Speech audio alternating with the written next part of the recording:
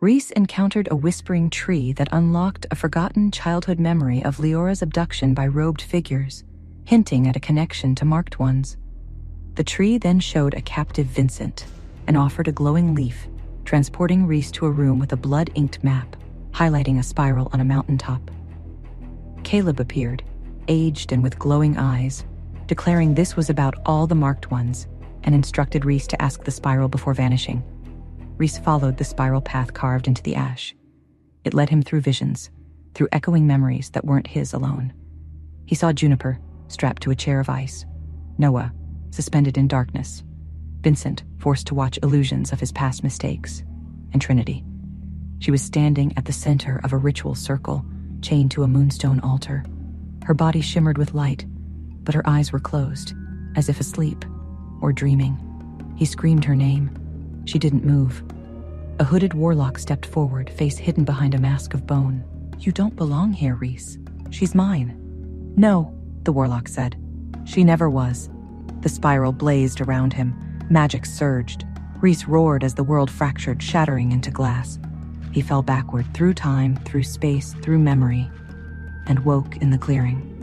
Alone. Again. But now, with the leaf still in his hand, and a single name etched into his mind. The spiral. Reece stood before the river that hadn't existed moments ago. The forest around him had gone silent. No rustle, no birdsong, only the whisper of the current murmuring secrets to the wind. Trees stood tall like witnesses, branches trembling in anticipation. This river was wrong, too still in places, too fast in others. Its water shimmered silver like strands of hair, and where it curved, it whispered his name. Not just his current name, other names. Raven, Kale, Avon. He stumbled back. The forest seemed to close in. Memories stirred. Names he didn't remember being called, yet each one scratched at something buried deep, something forgotten on purpose. A voice emerged, low and ancient. "Come closer, Reece. You must remember to move forward." He stepped forward. The river pulsed. The water shifted. Reflections surfaced. Him as a child covered in blood. A moon eclipse, a pack tearing itself apart. Juniper sobbing in the background. A woman with silver eyes screaming as she was dragged into darkness. Trinity? But it wasn't her. It was someone older, familiar. His mother. And suddenly, the scene split open like a wound. He was no longer in the forest. He stood before a crooked house perched on a cliff, lit only by floating lanterns. Fog clung to the ground. He recognized it instantly. The place he swore never to return. His childhood home. The door opened by itself. Inside, every step groaned beneath his boots. The air smelled of burning sage and something iron-heavy. Blood. Portraits on the wall had eyes scratched out. A lullaby played softly from the upstairs piano room. He climbed the stairs. At the top, the hallway was flooded with shadows. One door pulsed with light.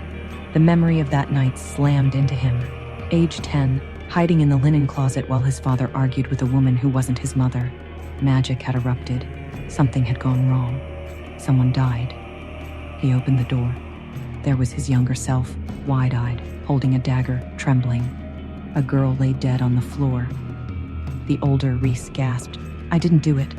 The memory looked at him and whispered, "Didn't you?" The walls melted. He found himself bound in silver threads, standing before a tribunal of faceless beings. "You were born of two bloods," one intoned. "Wolf and something older, something forbidden. You forgot what you are," another hissed, "because you chose to forget, and yet your soul remembers." Reece struggled against the binds. They tightened. Visions surged around him, the river again, names bleeding into his skin. The girl from the forest. Trinity? No, his sister? Then gone again. Flames. Screaming. He was being judged for something he didn't remember doing. "What did I do?" "You chose to become only half of yourself. Now, the consequences unfold." The world shattered again. Reece awoke, gasping.